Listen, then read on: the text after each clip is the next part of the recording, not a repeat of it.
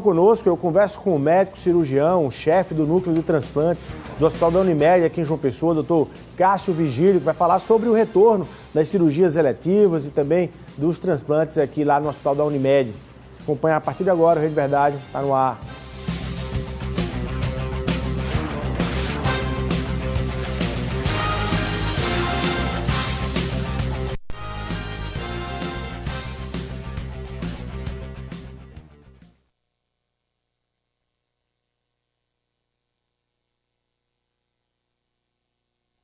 Olá, minha Paraíba, muito boa tarde. Quinta-feira, dia 2 de setembro de 2021.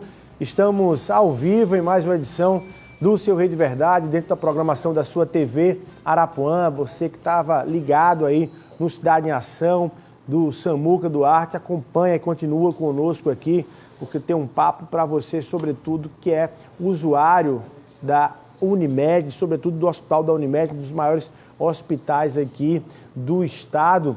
Quem está comigo aqui é o doutor Cássio Vigílio, ele que é chefe do núcleo de transplantes lá do hospital e tem algumas boas notícias para trazer dentro desse processo. Nós que estamos aí acompanhando há quase 2 anos essa luta e esse combate contra a Covid aqui na Paraíba. Vou trazer também notícias lá de Brasília com o Napoleão de Castro, como eu prometi ontem, e a gente acabou não conseguindo trazer também o anúncio feito pelo prefeito Cícero Lucena do importante projeto da entrega de medicamentos em domicílio, medicamentos em casa entregues pela Prefeitura de João Pessoa. Tá? Fica ligado aqui no Rede Verdade.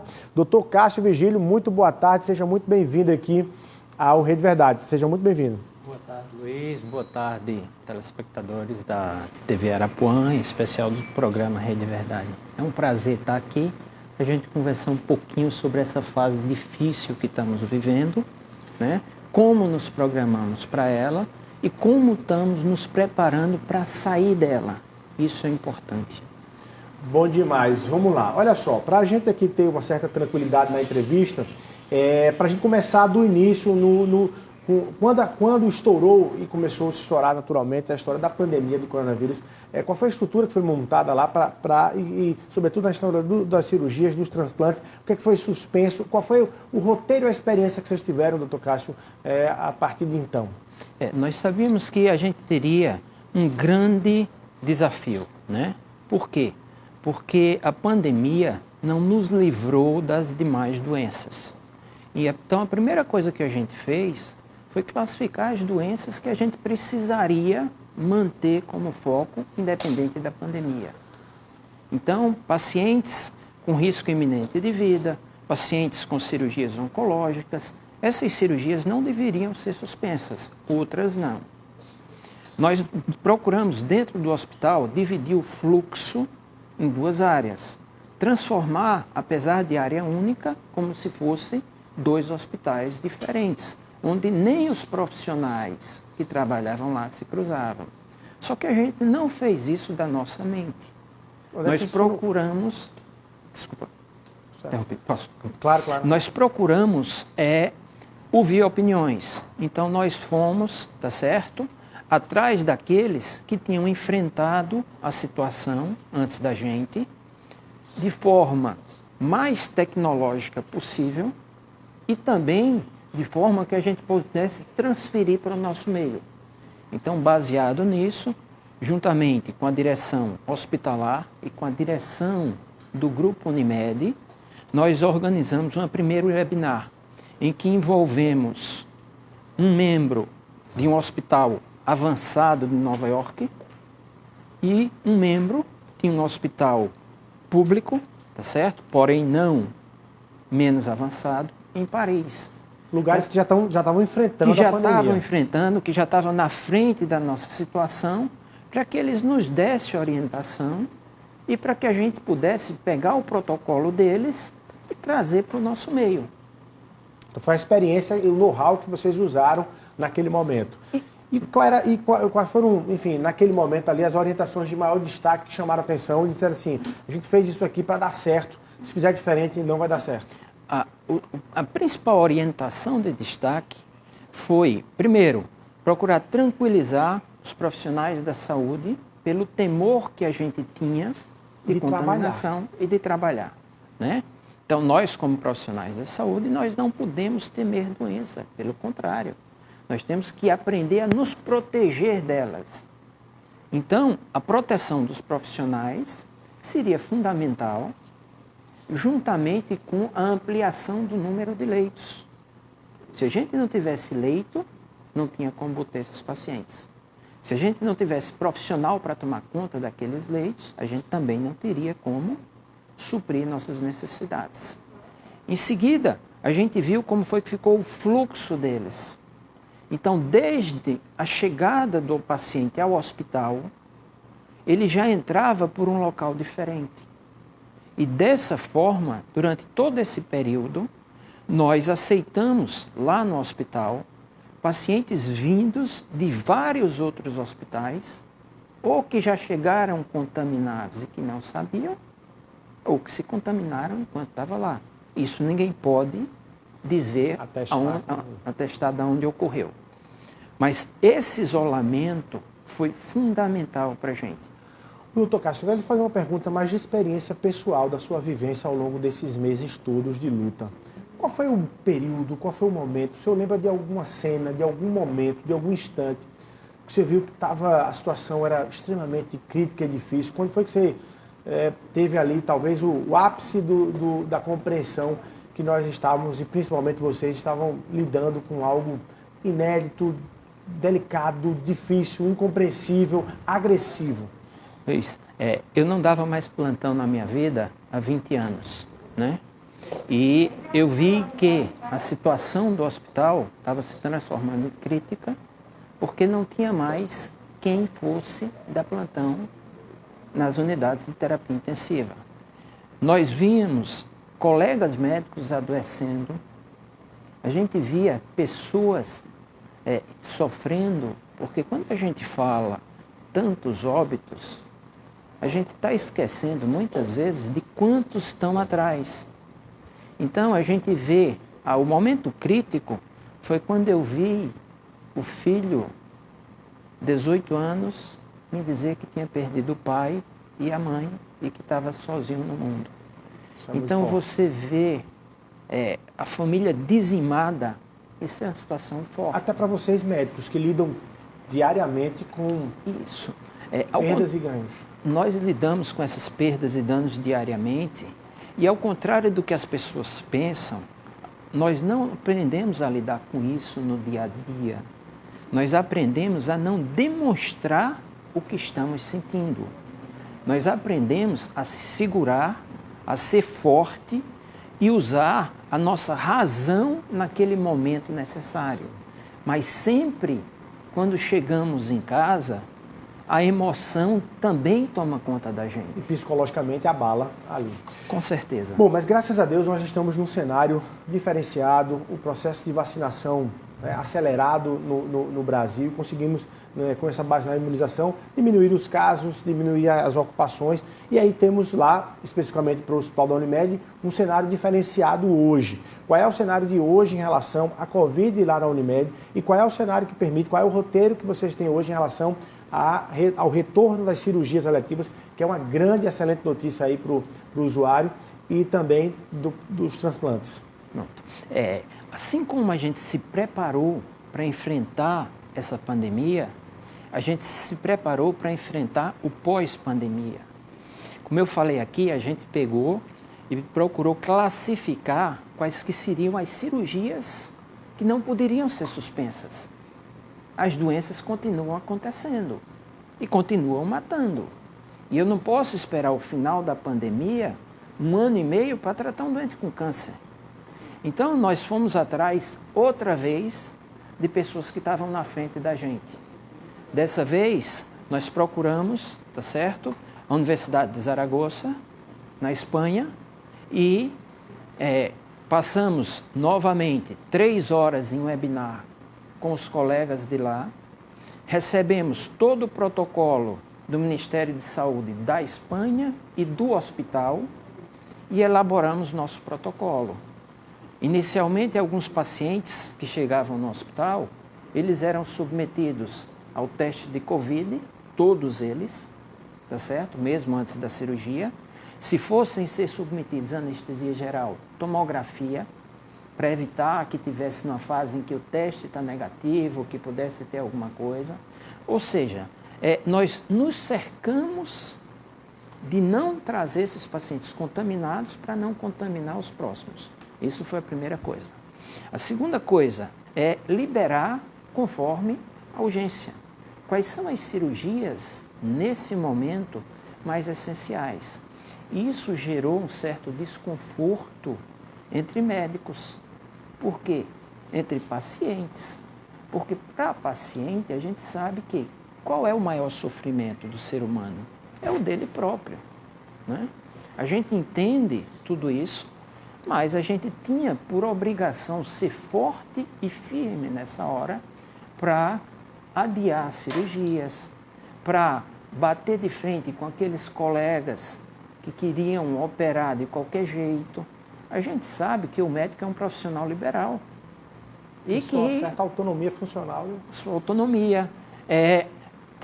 Criamos um núcleo para discutir caso a caso, doenças benignas, baixo potencial de risco de óbito, porém sofrimento intenso, dores gigantescas. Então, esse paciente, teoricamente, ele tem prioridade. Foi priorizado. Também foi priorizado. Então, nós procuramos nos precaver de todas essas medidas para que a nossa volta fosse tranquila do ponto de vista de segurança para nossos pacientes e continuamos fazendo o nosso protocolo. Nenhum paciente internado em nosso hospital sem um teste, tá certo? Continuamos liberando as cirurgias eletivas com teste também, tá certo?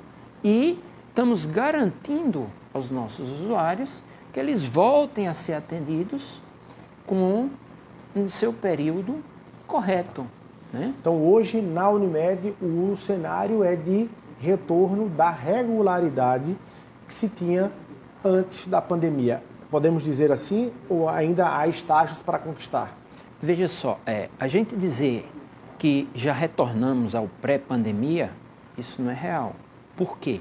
Porque a gente continua tomando todas as medidas de precaução para esses pacientes.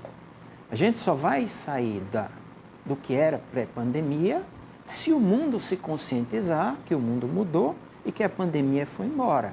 Existe um questionamento se a Covid-19 a gente vai precisar ou não conviver com ela de forma crônica. Se vacinando. Repetindo as doses anualmente. Mas a gente está convivendo com a questão das variações, das mutações, a Delta, a Mu, enfim, entre outras. Exatamente. Então a gente precisa saber se isso vai parar ou se vai se tornar crônico.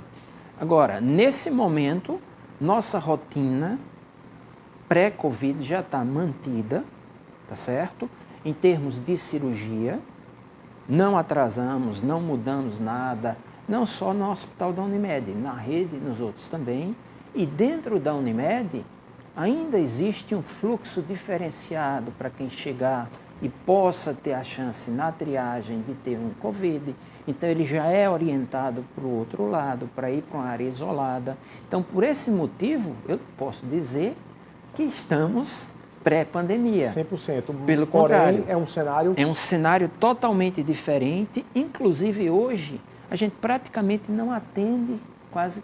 Antes de vir para cá, eu procurei saber os dados no hospital, tá certo? Hoje, a média de internação é 0,6% dos pacientes que procuram o hospital. Que maravilha! O que é um índice muito baixo. Então, a gente quase não tem procura. É menos de 1%? É menos de 1% de internação. A gente quase não tem procura e aqueles que têm, na grande maioria das vezes, não tem mais a forma grave. Olha que notícia maravilhosa. Da sua fala, eu queria fazer 3 destaques, doutor Cássio. A primeira delas é que, com o retorno das cirurgias eletivas e de outros procedimentos, também se retorna a necessidade, me corrija se eu estiver errado, da quantidade de bolsas de banco de sangue para uso do hospital. Então, deixa eu fazer um registro para você que pode, que tem condições, que já é doador ou que ainda não é, de procurar o Hemocentro da Paraíba e fazer sua doação de sangue. Com esse retorno dos procedimentos, das cirurgias, há uma necessidade e naturalmente de se recompensar lá a quantidade de sangue no banco de sangue aqui da Paraíba, tá? Esse é um registro. O outro é, em seu nome, mandar um abraço para todos os profissionais de saúde, lá, não só da Unimed, mas de toda a Paraíba que lutaram nesse combate à pandemia. Fazer um registro aqui do que o ouvinte está fazendo aqui, do doutor Alexandre Araruna, que está lá também na equipe fazendo, enfim, junto com o doutor Cássio, o doutor Walter Ramalho, entre tantos e tantos profissionais de saúde nessa luta toda. Doutor Cássio, em relação ao fato da Unimed hoje poder começar a pensar no processo de transplantes mais acelerado, como é que vocês estão em relação a isso? Nosso projeto de transplante, ele nunca parou, né? O primeiro transplante de fígado da Paraíba, ele foi feito em julho de 2004, tá certo? Eu sou chefe da equipe, eu participei. Uma semana antes foi feito o primeiro transplante cardíaco, o Dr. Maurílio, que realizou, e nós nunca paramos esse processo. Nós tivemos períodos que intercala maior momento de doação e menor momento de doação. O transplante, ele tem um gargalo, que é exatamente o órgão. A gente sabe que o mundo inteiro tem uma carência, tem uma escassez de doadores. E aí a importância da gente estar falando isso aqui. O mês de setembro é um mês nacional de campanha de doação de órgãos. O sangue, por exemplo, é uma doação como um transplante. E não existe um amor maior do que aquele de você ceder a parte de um ente querido seu para que alguém consiga sobreviver. Inclusive, isso aí tem uma dupla via.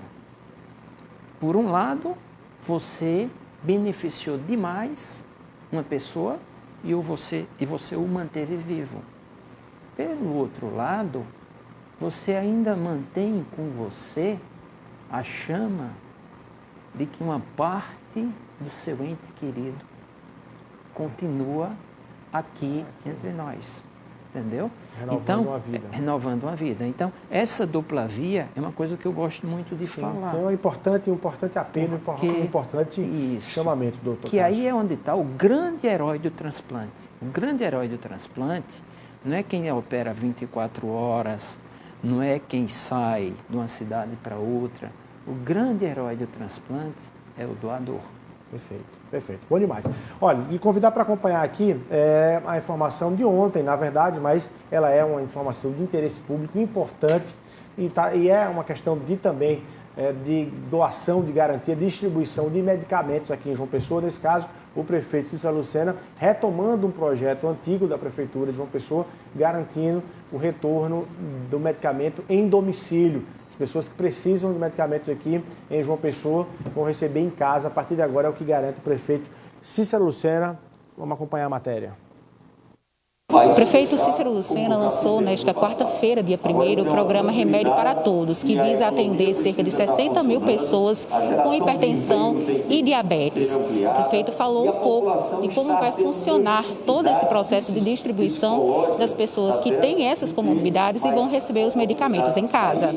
Nós iniciamos nesse processo com os médicos no PSF e os agentes de saúde que também passam a ter, através dos seus tablets, vamos dizer, toda a ficha do próprio paciente, das casas que eles visitam, vai proporcionar a chance de que esses dedicados servidores possam contribuir como, vamos dizer assim, mais do que fizeram na nossa época, que a gente não tinha tablet e tinha um palm top, porque era a tecnologia que permitia naquela época. Então, gerado a demanda, nós, através também de tecnologia, vamos informar a central de medicamento que tem que dispensar aquela receita. E, consequentemente, será feito esse dispensamento e colocado, vamos dizer assim, no envelope ou na caixa, dependendo da quantidade. E a empresa que ganhar a logística, nós estamos demandando que ela, além disso, ela, ao entregar na casa, ela comprove a entrega desse medicamento através de tecnologia que hoje é possível ser feito. Então, nós teremos todo o monitoramento da entrega Consequentemente, isso será passado para o agente de saúde. Quando ele for visitar a casa de uma pessoa de uso continuado, ele vai ver e verificar se essa pessoa está tomando esse medicamento, ou seja, está fechado todo o ciclo, né, de geração da demanda, da entrega do produto, do acompanhamento do uso desse produto e, consequentemente, nós vamos ter condição de ter periodicamente definido pelo médico a oportunidade de fazer a revisão de como esse tratamento está comportando-se no organismo do cidadão. Tá aí, doutor Cássio, uma importante iniciativa da gestão pública, né? Com certeza. Eu tenho, inclusive, um exemplo para citar de um dos nossos casos. Um dos pacientes que a gente transplantou, paciente que tem doença hepática crônica, costuma acumular líquido na barriga. Ele tinha 26 litros de líquido dentro do abdômen, ou seja, um botijão de água mais um terço. Então, você imagine a dificuldade desse paciente sair da sua casa para ir buscar medicação. Ele receber em casa é um ganho fantástico para ele. Perfeito. Bom demais. Vamos rapidinho para o intervalo comercial. Na volta a gente fecha a nossa conversa aqui com o Dr. Cássio Vigílio, ele que é chefe do núcleo de transplante lá do Hospital da Unimed. Rapidinho, a gente está de volta.